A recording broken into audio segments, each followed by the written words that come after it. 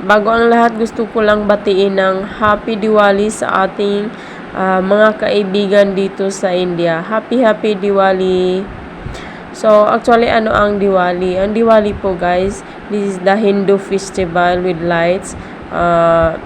Held po ito between October to November.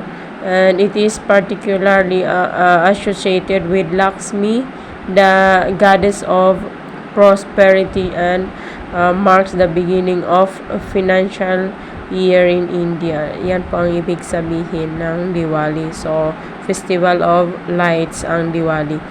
So, bago po ang lahat, bago natin ganapin ang Diwali sa ating sa loob ng bahay, ito po yung aming gagawin. Una, i-prepare namin yung lamp para sa lights.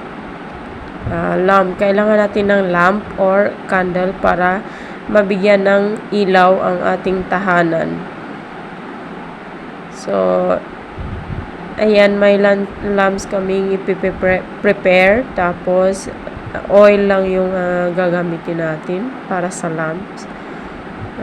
Tapos, lagyan natin ng cloth. Ito. Yung cloth para masindihan natin ang ating ilaw. Ilaw sa tahanan.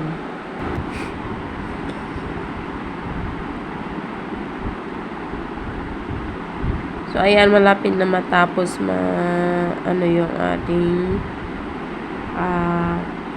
para sa lamp, ilaw para sa loob ng ating tahanan. Tapos, syempre, may lights din sa loob, sa labas ng bahay para naman may ilaw din sa labas. Kasi itong mga lamp, ilalagay natin ito sa loob ng bahay.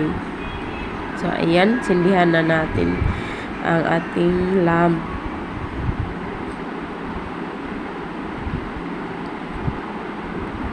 So, ayan guys. So, ito ngayon ang aming decoration sa loob ng bahay. Yan.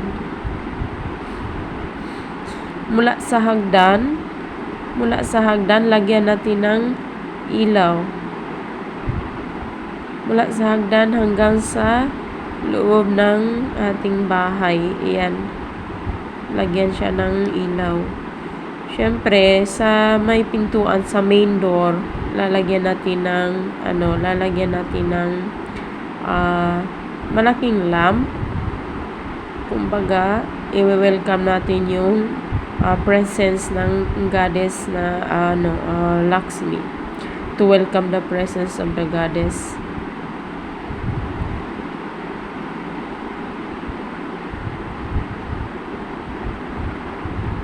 Ayan, hindi ako marunong mag-perfect circle. So, ayan, nilagyan ko ng plato sa loob, sa gitna. Yung cameraman ko, hindi marunong maghawak ng camera. So, ayan. Tapos na. Ito na yung aming Diwali decoration. Ayan, tapos na siya. Ayan.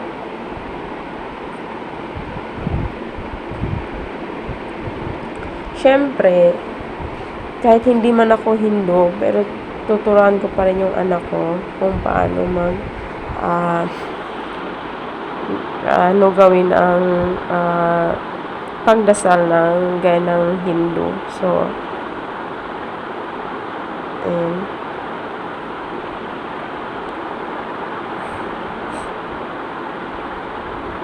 So, ito ang aming bahay.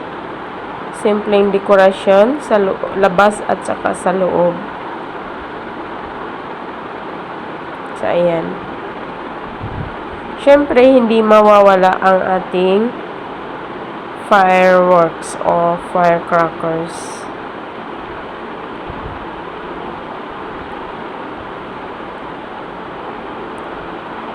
Hindi kami gumamit ng paputok, guys, kasi may mga bata eh. So, disregard na yung cancel na yung paputok. Yan lang, lights lang. Yung mga sparkles lang.